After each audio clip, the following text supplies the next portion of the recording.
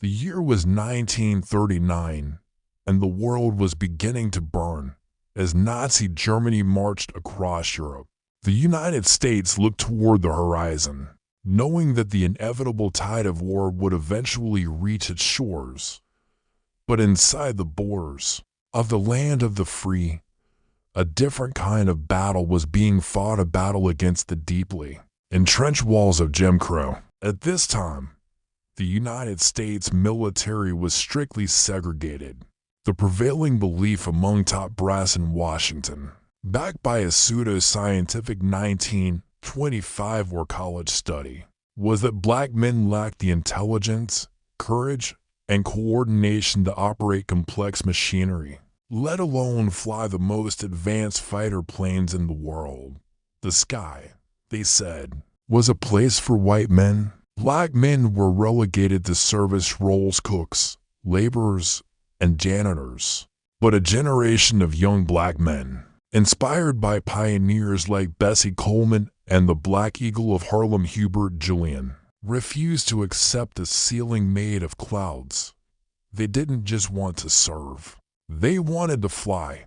The pressure from the NAACP and the black press, specifically the W campaign victory abroad against fascism and victory at home against racism, finally forced the hand of President Franklin D. Roosevelt.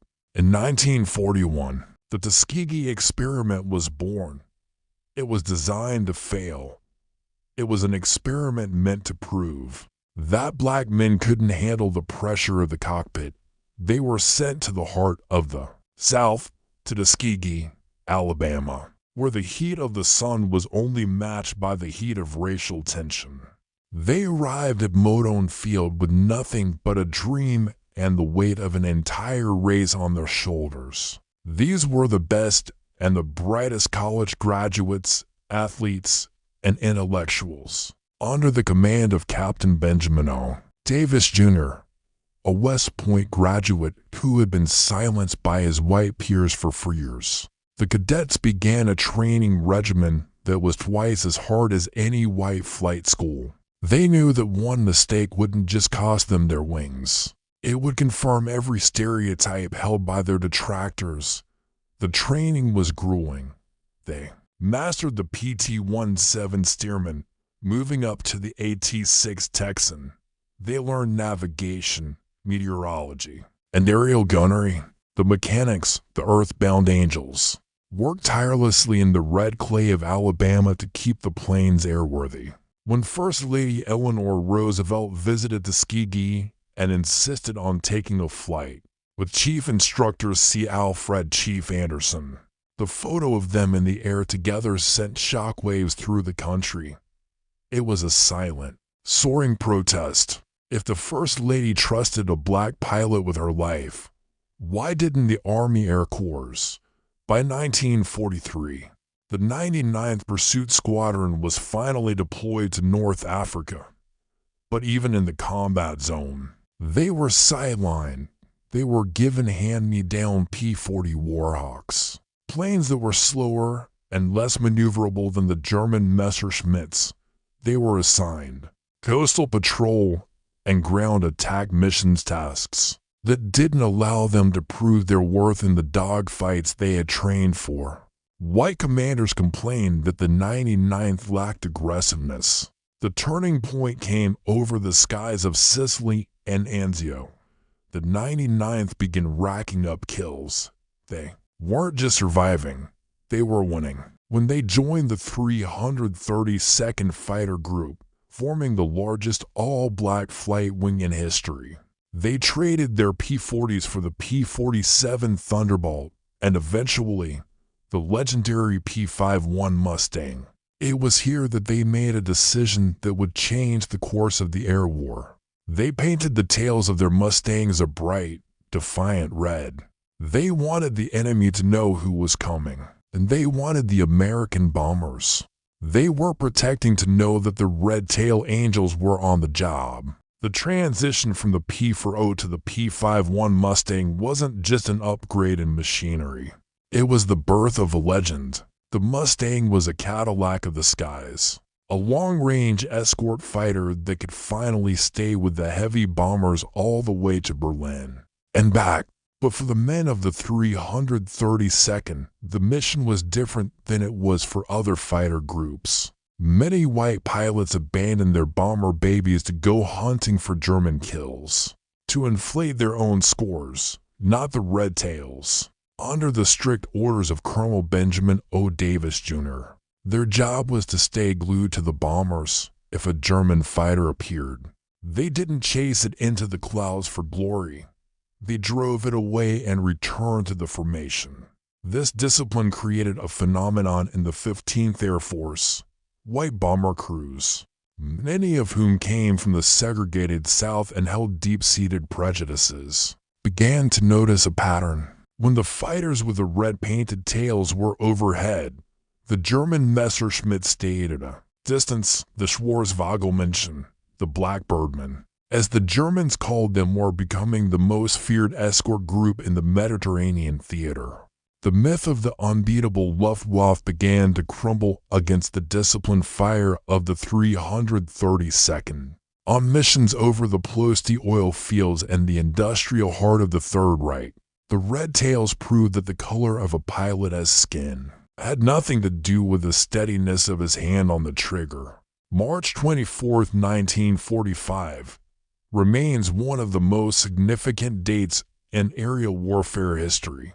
The mission was a 1,600-mile round trip from Italy to the heart of the German capital, Berlin. It was the longest mission ever flown by the 15th Air Force. The Tuskegee Airmen were tasked with protecting the B-17 flying fortresses against a new, terrifying threat, the Messerschmitt Me-162.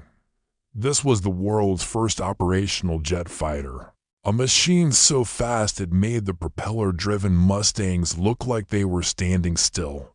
As the bombers approached the target, the jet screamed out of the sun at over 500 miles per hour. The German pilots expected the American escorts to panic. Instead, the Red Tails maneuvered with surgical precision, using superior tactics and timing. Pilots like Roscoe Brown and Earl Lane did the impossible. They shot down 3 of the advanced German jets in a single day. They had defeated the master race's greatest technological achievement with the very men that race claimed were inferior. By the end of the war, the 332nd had flown over 15,000 sorties, destroyed over 100 German aircraft on the ground and in the air, and earned the respect of every man who flew a bomber through Flak Alley. When the war in Europe ended, the Tuskegee Airmen returned to a country that still didn't recognize their humanity. They stepped off the transport ships in their uniforms, medals like the Distinguished Flying Cross pinned to their chests, only to be met with whites-only signs at the ports. In 1945, at Freeman Field in Indiana, dozens of black officers were arrested for peacefully protesting the segregation of the officers' club. It was a mutiny for the right to be treated as Americans. But the tide had already turned. The excellence of the Red Tails was a fact that could no longer be ignored by the Pentagon. Their performance was the primary catalyst for Executive Order 9981 in 1948. President Harry S. Truman looked at the date of the 27 lost bombers versus the 46 lost by other groups, and officially desegregated the United States Armed Forces. The Tuskegee Airmen didn't just win a war against fascism. They dismantled the military's justification for racism. They paved the way for the civil rights movement of the 1950s and 60s. Every black pilot, astronaut, and general who followed in their footsteps stands on the shoulders of the men who trained in the red clay of Alabama. They proved that excellence is the best deterrent to prejudice, and that in the heat of battle, the only thing that matters is the courage in your heart and the skill in your hands. It's a lot to take in, I know, but the truth isn't meant to be comfortable. If you want to keep walking this path with me and uncover the real unsaid dark truth of World War II, then make sure you subscribe to Frontline Docs, because history only repeats itself when we forget he cost of the first time.